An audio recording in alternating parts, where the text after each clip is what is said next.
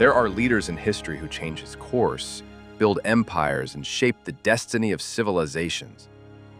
Here is one of them, the great ruler known as the Father of Europe, Charlemagne. So, how did this Frankish king become a legend, whose name is still remembered centuries later? Let's take a journey together through the dark corridors of the Middle Ages and witness the extraordinary life of Charlemagne.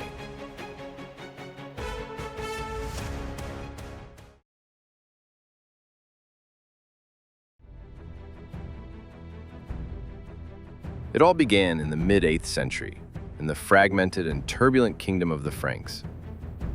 Charlemagne was born in 742 into a powerful family that would later give its name to the Carolingian dynasty. His father, Pepin the Short, was the king of the Franks and would leave a great legacy to his son.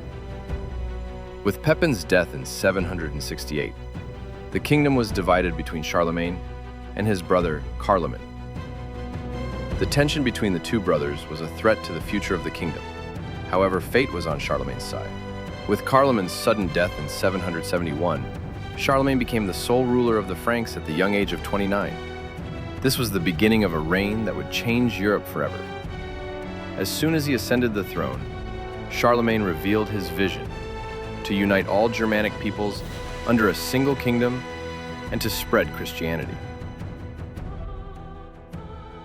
This vision drove him to military campaigns that would last his entire life. His first major target was the Lombard kingdom in Italy. Responding to the Pope's call for help in 774, he crossed the Alps and defeated the Lombards, taking the title King of the Lombards. This victory laid the foundation for a strong alliance between the papacy and the Franks. But his longest and bloodiest struggle was against the pagan Saxons to the north. These wars, which lasted for more than 30 years, went down in history for their brutality. Charlemagne sought to Christianize the Saxons, both by the sword and through missionary activities. Although this process cost thousands of lives, he eventually succeeded in annexing Saxony into his empire. Not only the Saxons and Lombards, he also campaigned against the Muslims in Spain to the south and subjugated the Avars and Bavarians in the east. By the end of Charlemagne's reign, the Frankish kingdom had reached the largest extent of territory Europe had seen since the fall of the Western Roman Empire.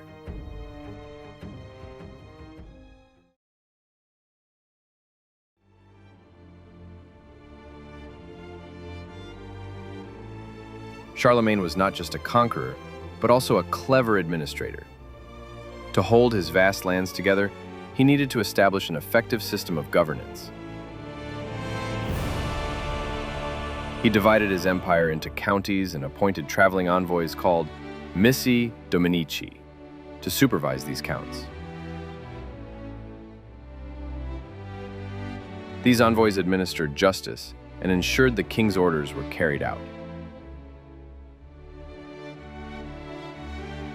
He also made significant economic reforms. He stimulated trade by creating a new monetary system based on a silver standard. He had local laws codified to ensure justice was administered more swiftly and consistently. The Carolingian Renaissance. During this time, monasteries operated like cultural factories. Ancient Roman and Greek texts were copied and saved from being lost. A more legible writing style, the Carolingian minuscule, was developed. This script forms the basis of our modern lowercase letters.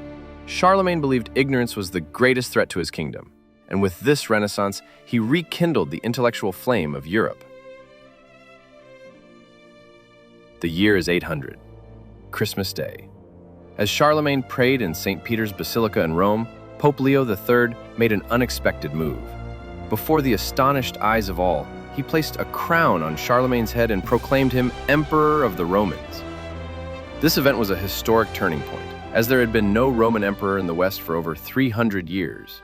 Charlemagne's coronation as emperor symbolized that he was not just a Frankish king, but the protector and leader of the entire Western Christian world.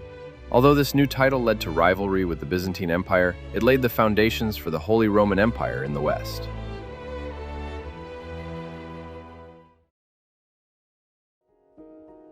Charlemagne spent the last years of his life in Aachen, which he had made the center of his empire. He continued to consolidate his rule and foster the cultural revival. When he passed away in 814, at the age of 72, he left behind a united, revitalized, and Christianized Europe. Today, regarded as a founding figure of both France and Germany, Charlemagne fully earned the title Father of Europe, with his military genius, administrative skills, and cultural vision. His story is one of the most powerful testaments to how a single leader can shape history with determination.